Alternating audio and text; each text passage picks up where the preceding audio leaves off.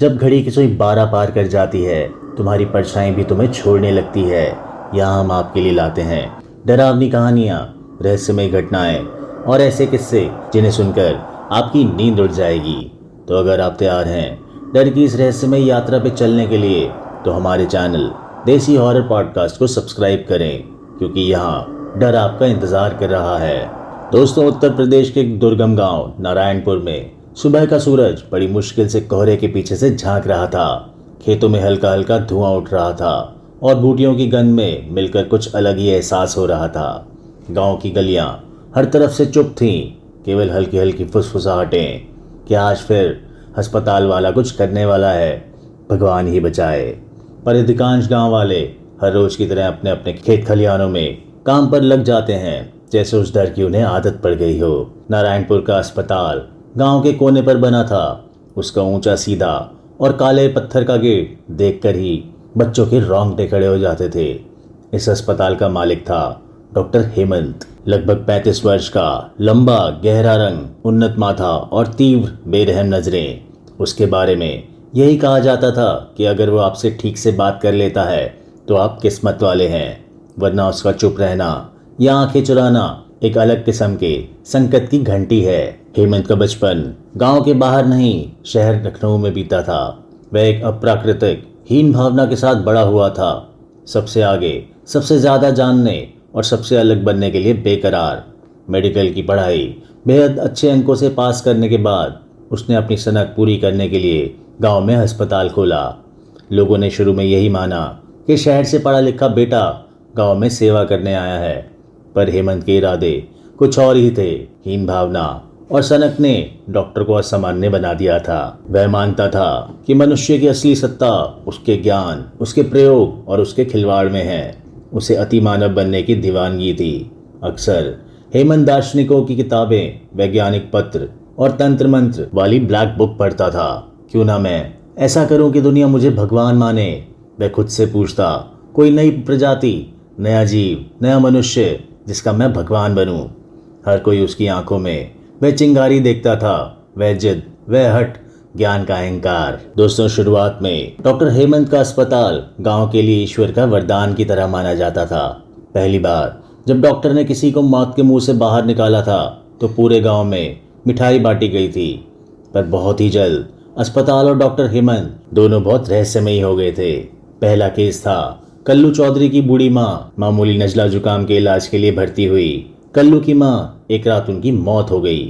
हेमंत ने सहयोगियों से कहा कि शव को जल्दी जल्दी जला दो, संक्रमण फैल सकता है। शव उसके घर तक नहीं पहुंचा और घर वाले बस दूर से शव यात्रा के वक्त धुएं की लपटें देख सके।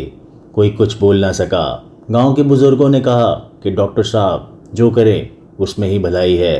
अगले 6 महीने में 5 और मरीज अस्पताल गए और संक्रमण या भयानक बीमारी बताकर घर वालों को शव तक न सौंपा गया। आमतौर पर मरीज साधारण बीमारियों के लिए इलाज के लिए भर्ती होते थे, ज़्यादातर बुखार, चोट या मामूली फ्रैक्चर। लेकिन अचानक ही उनके मरने की खबर और फिर लाश का ना मिलना सभी को बहुत अजीब लगने लगा था। लेकिन डर का माहौल इतना था कि कोई भी डॉक्टर हेमंत से सवाल नहीं कर सका। उसके सख्त अनुशासन, तीखे जवाब और अजीब चुप्पी से हर कोई डरता था। हेमंत ने कभी किसी के प्रति सहानुभूति नहीं दिखाई। रोगी के मरने पर भी वह अधिक गंभीर मामलों का बहाना बनाकर खुद को जिम्मेदारी से बाहर कर लेता था। रात में अस्पताल की खिड़कियों से अक्सर हल्की रोशनी और परछाइयां बाहर नजर आती थी। कभी कभी बिल्लियों की चीख तो कभी मशीनों की आवाज़, जैसे कोई जानवर अपना पेट चीर रहा हो। कुछ लोग कहते कि डॉक्टर बंद कमरे में जानवरों और इंसानों की देह पर अजीब प्रयोग करता है। किस्से बनते, अंदर से खूनी कंबल निकलते, डॉक्टर मरे मरीजों के अंग कुत्तों को डाल देता है। रात को 2 बजे अस्पताल के ऊपर लाल रोशनी चमकती है। पर ये बातें धीरे धीरे अफवाहों से निकलकर डरावने यथार्थ का रूप लेने लगी थी। गांव के एक एक घर में डॉक्टर की सनक और रोगियों के गायब होते शवों को लेकर संदेह और अज्ञात भय फैलने लगा था। पर आशंका इतनी थी कि लोग अब डॉक्टर के पास तभी जाते थे जब को और कोई चारा ना बचे। कभी कभी बच्चों की टोली अस्पताल के गेट से झांक आती। किसी ने यह कहा कि मैंने खिड़की से देखा डॉक्टर किसी बड़े बैग में कुछ छुपाकर लेकर जा रहा था। और उसके हाथ पूरी तरह खून से सने थे, पर वो खुद मुस्कुरा रहा था। इधर आशा सबकी तरह अस्पताल को लेकर, डॉक्टर को लेकर किसी अंधकार में नहीं थी। गांव की इकलौती शिक्षित युवती जिसने शहर जाकर पढ़ाई पूरी करी थी और गांव के कॉलेज में पढ़ाती थी, वह वैज्ञानिक भी थी। अंधविश्वास और डर से परे उसकी नज़र में डॉक्टरी पेशा सबसे बड़ा धर्म था। पूरे गांव में बस वह ही थी जिसे लगता था कि कुछ तो गलत जरूर हो रहा है, कोई ना कोई बड़ा रहस्य है। 1 महीने पहले की बात है। उसकी छोटी बहन संध्या जो गांव के स्कूल में बच्चों को पढ़ाती थी, उसे तेज बुखार आया। बुखार 1 हफ्ता नहीं टूटा तो उसके माँ बाप परेशान हो गए और संध्या को ले जाने के अलावा कोई रास्ता नहीं बचा। अस्पताल पहुंचे तो हेमंत खामोश बेरहम आंखों से दोनों बहनों का मुआयना करने लगा। डॉक्टर ने चुपचाप इलाज शुरू कर दिया, इंजेक्शन और दवाइयों से। आशा ने देखा कि डॉक्टर की आंखें बार बार दीवार की घड़ी से फिर किसी पुराने संदूक की तरफ जाती हैं, जैसे वे समय का इंतजार कर रहा हो। तीसरे दिन हेमंत ने अस्पताल के स्टाफ को बुलाया और गहरी आवाज में फरमान सुनाया कि संध्या क्रिटिकल है, तुरंत शरीर को अलग रूम में ले जाओ, मरने के बाद कोई शव को ना देखे। वायरस ने शरीर को घातक बना दिया है, सभी दूरी बनाए रखें। आशा हैरान रह गई। 2 दिन पहले तक बहन ठीक थी। डॉक्टर ने फ़ोन पर संध्या की मौत की खबर दी और बहाना बनाया कि शव को जलाने का फैसला तत्काल लेना पड़ा। आशा को शव नहीं दिखाया गया, न देने दिया गया। उसने विरोध किया, पर अस्पताल स्टाफ और पुलिस सब चुप रहे। आशा ने उसी क्षण निश्चय किया कि कोई बहुत बड़ा अपराध हो रहा है और मुझे सच उजागर करना ही होगा। आशा ने अगले ही दिन जिला पुलिस थाने में लिखित शिकायत दी। पुलिस पहले तो दबी जुबान में बोली कि डॉक्टर रुतबे वाला है, हम कौन सा केस लगाएं, मगर आशा के दबाव और मीडिया तक बात पहुंचने के डर से थाना प्रभारी को अस्पताल पर छापा मारना ही पड़ा। अस्पताल के रिकॉर्ड चेक किए गए, स्टाफ से पूछताछ हुई और उसी शाम से अस्पताल पर एक भयानक साया मंडराने लगा। रात को 2 बजे अस्पताल के इर्द गिर्द से अचानक बच्चों के कर्राने की आवाज आनी शुरू हो गई। ऑपरेशन थिएटर के अंदर मशीनें अपने आप चालू हो जाती, बिना किसी डॉक्टर के। 2 नर्सें जो मरीजों की देखभाल कर रही थी, अचानक अंधी हो गई। उनका कहना था, कुछ काला गहरा और भारी हमारे सामने आया था। उस रात से जितने भी मरीज अस्पताल आए थे, कोई भी ठीक ना हो सका। गांव के लोग दहशत में आ गए थे। हर तरफ अफवाहें, डर और अजीब तरह की अफवाहों की सरसराहटें गूंजने लगी। घबराहट का आलम यह था कि कुछ लोगों ने अपने अपने घरों के दरवाजे और खिड़कियों पर कील लगा दी थी। अगले ही हफ्ते अस्पताल के गेट पर 2 एम्बुलेंस आई, दोनों मरीजों के साथ। जैसे ही वे अस्पताल के समीप पहुंची, वहां की हवा सर्द और गुंजित हो उठी। अचानक से एक एम्बुलेंस के इंजन से चिंगारियां उठने लगी और एम्बुलेंस में आग लग गई, पर आश्चर्यजनक तरीके से एम्बुलेंस में बैठे लोगों को कुछ नहीं हुआ। अस्पताल के कर्मचारी बताते कि रात दिन हमें किसी के चलने फिरने, रेंगने और दबे पांव दौड़ने की आवाजें आती हैं, लेकिन जब मुड़ते हैं तो कोई भी दिखाई नहीं देता है। ऑपरेशन थिएटर नंबर 5 जहां आशा की बहन को लाया गया था, वहां हर रोज देर रात किसी के तड़पने, छूटने, फफकने की आवाज आया करती थी। कुछ लोगों का कहना था कि दीवार से सफेद सा साया झांकता है, कानों में कुछ बोलता है, आंखों में दर्द भरता है। सबसे अजीब घटना ऑपरेशन थिएटर में ही हुई। वहां ऑपरेशन कर रही एक नर्स प्रियंका की नजर अचानक टेबल के नीचे गई। सफेद रंग की बिना आंखों के चेहरे वाला अजीब सा जीव मुंह खोलकर उसे घूरने लगा। लेकिन डॉक्टर हेमंत को किसी बात का मलाल नहीं था। वह बस ठंडी हंसी के साथ सब पर चुप्पी साधे रहा। आशा ने सारी घटनाओं को महसूस कर फैसला किया कि अब उसे अपने उत्तर खुद ढूंढने होंगे।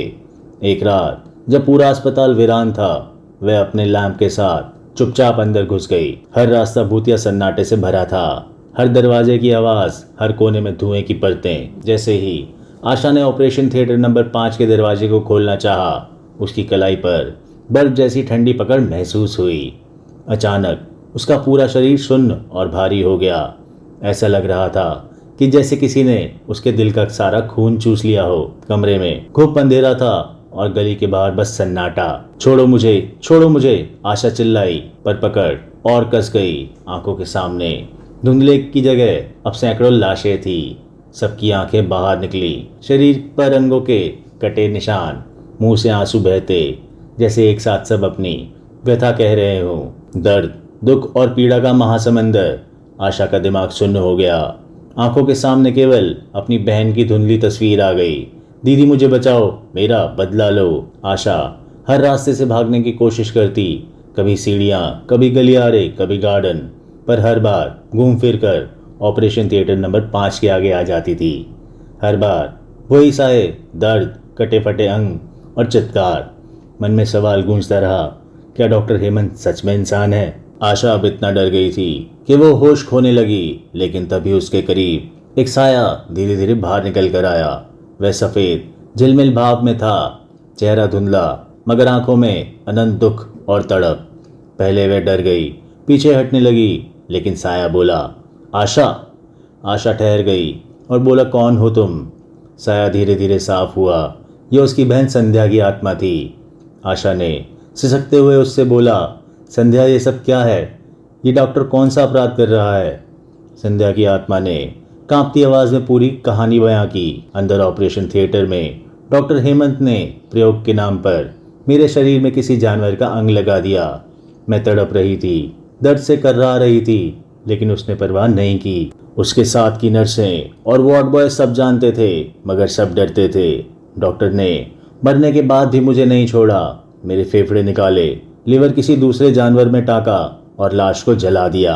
आशा की रूह कांप उठी। वो बोली, पर क्यों क्यों कर रहा है वह सब?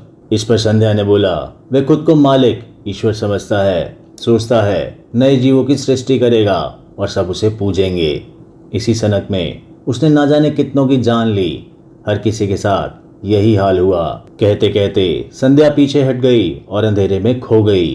अंदर से बुरी तरह से टूटी आशा ने फैसला किया कि अब ये सब और नहीं चलेगा। उसे सच सबके सामने लाना ही होगा और इन आत्माओं को मुक्ति दिलानी ही होगी। अगली सुबह अस्पताल में शांति थी। बाहर से पुलिस की गाड़ियां, मीडिया के लोग और गांव वाले सब डरे डरे खड़े थे। इसी बीच आशा अपने घर लौटी और संध्या की आत्मा की मदद से डॉक्टर का कच्चा चिट्ठा निकाला। डॉक्टर हेमंत का अतीत खुद एक डरावनी कहानी थी। उसके पिता प्रसिद्ध साइंटिस्ट थे जो इंसान के अंदर पशु शक्ति और पशु में इंसानी गुण डालने का सन की सपना लेकर दशकों तक प्रयोग करते रहे। बचपन से हेमंत को यह यकीन दिलाया गया कि वो अधूरा मनुष्य है। परफेक्शन के लिए उसको खुद को नया बनाना होगा। तभी उसकी माँ की रहस्यमयी मौत हो गई। लोग कहते हैं कि डॉक्टर साहब के प्रयोग से ही उसकी मौत हुई थी। शायद इसी सनकीपन ने हेमंत को पागल बना दिया था। उसने खुद संकल्प लिया कि मुझे परम देवता बनना है, जिसके अधीन ये पूरा संसार हो। ये सब जानने के बाद आशा ने सोचा कि हर काम कानूनी तरीके से नहीं हो सकता है। ये एहसास होते ही आशा गांव के अध्यात्म तांत्रिक भैरव बाबा के पास पहुंची। बाबा ने सुनते ही ध्यान लगाया, आंखें बंद की, माथे पर तिलक बैठा और बोले, बेटी तेरे गांव की धरती में अब सिर्फ इंसानों का रक्त नहीं, आत्माओं का क्रंदन और राक्षसी प्रयोगों की आग है। ये आत्माएं अदम्य पीड़ा में हैं और जब तक अपराधी खुद उन्हीं की तरह नहीं तड़पेगा, इनकी मुक्ति होनी असंभव है। आशा ने बाबा से पूछा, क्या इसका कोई उपाय नहीं है क्या बाबा? बाबा बोले, कल रात के समय तेरा संकल्प, ये आत्माएं और मेरे तंत्र साधना से हेमंत को घेरना होगा, लेकिन खतरा भी भारी है। डॉक्टर के ज्ञान और पागलपन से पार पाना आसान नहीं होगा। आशा तैयार थी। उसने तांत्रिक की सहायता लेने का निर्णय किया। सुबह होने से पहले गांव की नदियां सूखी थी, पेड़ हिल रहे थे। अस्पताल के चारों ओर पूरा गांव जमा था। रात के ठीक 12 बजे भैरव बाबा, आशा और गांव के 4-6 जागरूक लोग तयशुदा मंत्रों और तंत्र विधान की तैयारी करने लगे थे। हर कोने में गंगा जल छिड़का गया। काले धागों में बंधी हड्डियां जलने लगीं। फर्श की सतह पर लाल रेखाओं के तांत्रिक कुलच्छन बनाए गए। मिट्टी के दिए, कन्नेर के फूल और चिता की राख से भूत व आत्माओं का आह्वान किया गया। जब तांत्रिक मंत्र गूंजने लगे तो पूरा अस्पताल कंपन करने लगा। एक के बाद एक आत्माएं कमरे की दीवारों से पार निकलने लगी। सबकी आंखों में असीम घृणा और दर्द था। अचानक कमरे का तापमान गिर गया। चारों ओर बर्फ सी सर्दी फैल गई। आशा डर और उत्साह में कांप रही थी, लेकिन बीच हवन में बैठी रही। बाबा ने घोषणा की कि आज रात इंसाफ होगा। डॉक्टर को ठीक उसी पीड़ा से गुजरना होगा जैसे इन सब ने देखी है, तभी आत्माएं मुक्त होंगी। डॉक्टर हेमंत, जो अपनी प्रयोगशाला में छुपा था, मंत्रों की आवाज़ों से तिलमिला उठता है। सारा अस्पताल कांपने लगा था। अचानक दीवारों से, छत से, फर्श से एक एक आत्मा बाहर आने लगी। सबकी आंखों में खून की प्यास, दर्द और प्रतिशोध की आग थी। अचानक ऑपरेशन थिएटर नंबर 5 की दहलीज खुली। हेमंत को घसीट कर लाया गया। तांत्रिक ने आत्माओं का आह्वान किया और भीषण अंधड़ गूंज उठा। डॉक्टर चिल्लाने लगा और माफी मांगने लगा, मुझे छोड़ दो, ये सब मैंने ज्ञान के नाम पर किया है। पर आत्माओं ने कोई रहम नहीं किया। संध्या की आत्मा आगे बढ़ी और उसकी आंखें निकाल दी। किसी ने उसका कान काटा, किसी आत्मा ने उसका हाथ चबा लिया, तीसरी ने उसका दिल निकालकर पॉलिथीन में भरकर दूसरी आत्मा को थमा दिया। शरीर के अंग, हड्डियां, आंखें, दिमाग, सबको आत्माएं नोच नोच के खा रही थी। आसपास तांत्रिक के मंत्रों की शक्ति, आशा की आंखों के सामने इंसाफ का दृश्य और आत्माओं की त्रासदी, पूरा अस्पताल तांडव में झूम रहा था। डॉक्टर तड़प तड़प के मर गया और सभी आत्माओं को मुक्ति मिली। ये सब देख आशा जोर की चीख के साथ जमीन पर गिर पड़ी और वो बेहोश हो गई। जब आशा को होश आया तो अस्पताल वीरान था। दीवारें ठंडी, चुभती हवाएं और हर तरफ राख का ढेर। सभी आत्माएं अदृश्य हो चुकी थी। गांव वालों ने राहत की सांस ली और अस्पताल को सील करने की प्रक्रिया शुरू हो गई थी। दोस्तों, कैसी लगी आपको आज की कहानी? कहानी अच्छी लगी हो तो एक लाइक तो बनता है, हमें कमेंट करके ज़रूर बताएं और आज ही हमारे चैनल को सब्सक्राइब कर लें। मिलते हैं दोस्तों अगली कहानी में।